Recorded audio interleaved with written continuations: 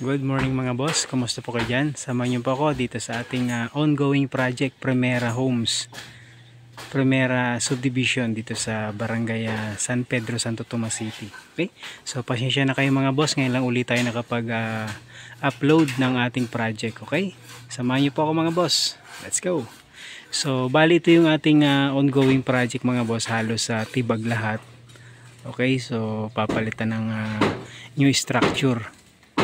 So ngayon, nakapagbuo na tayo ng mga poste tsaka tie beam.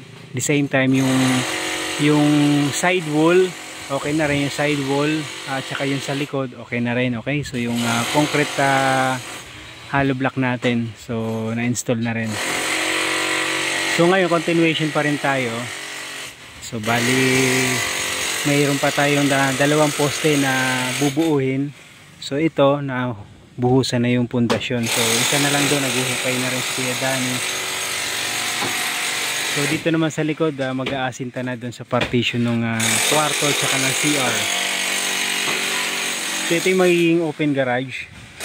Okay, tapos gate, bakod. Tapos pwede itong tambayan or garden area.